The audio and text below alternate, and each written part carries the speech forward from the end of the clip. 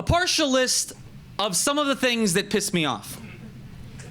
1, asking me a question again immediately after I've just answered it. For example, Carlos, what time is the meeting tonight? It's at 8. So the meeting's at 8 tonight? No, actually it's at 5. What the fuck did I just say? 2, passive-aggressive roommates who eat all the food that you buy and don't wash the dishes they use to eat all the food that you buy. 3, slow drivers in the far left lane, also known as the passing lane on an interstate highway. 4, Kinkos. 5, the service at Kinko's, or lack thereof. 6, filing my taxes. Correction, trying to file my taxes online. 7, student financial aid, or lack thereof. At a recent college visit, a group was doing icebreaker exercises to get to know each other better.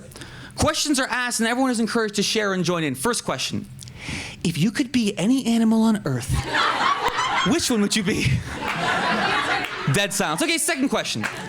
If you could be reincarnated as any person in history, who would it be? First answer, Bret Michaels from Poison. Second answer, Octomom. Third answer, Snooki. Third question. What was the last thing, whether out of hurt or joy, that moved you to tears? Dead silence. Nothing. And the breakthrough fourth question, what is your biggest pet peeve? And you'd have thought we were doing an American Idol casting call, the way everyone erupted with enthusiasm. I hate people that walk close behind me and step on my sandals. I hate it. When crappy waiters glare at me because of the small tip I leave them. I hate pastel sweater vests on guys. I hate girls that wear mini skirts with huge Uggs. I hate tiny dogs on long leashes wearing little dog-sized pastel sweater vests. And the whole time I'm thinking, wow, yeah, that really pisses me off too. And then I think, is this all that moves us anymore? In a world where a 14-second clip of a woman beginning to lift up her shirt slightly gets 2 million hits on YouTube, where most of us would sooner stay loyal to our favorite sports team than our own wife, a world where we wait in line 26 hours to audition for a reality show and then sigh when our little brother asks us to play wiffle ball with him for 20 minutes before lunch, and I wonder, when did dreams become so uncool?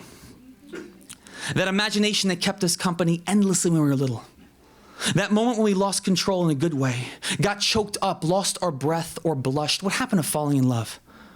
And I mean falling so hard and so deep, you can't possibly care to be saved. You're so far down that abyss. I used to be a camp counselor and teach improv to 12-year-olds. There were 2 main rules. 1, agreement. Accept whatever your scene partners invite into the scenario. And 2, do not fight. The second rule was always the hardest for them to follow, because as we grow older, especially as adults, conflict is so often the easiest crutch we comfortably cling to. We don't have a script to follow, like cynicism, resentment, frustration, disgust, anger, negativity. Every single person in this room tonight is a gift.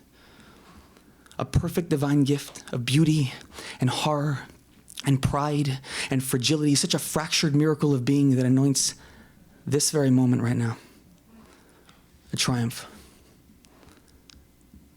What made us forget that? I saw a little girl playing in the park yesterday. She climbed to the top of the slide and called out, "Mommy, look at me. I'm God." And finally, I remembered that we do have hope. Yes, you are, I whispered as I watched that little girl. Yes, we are.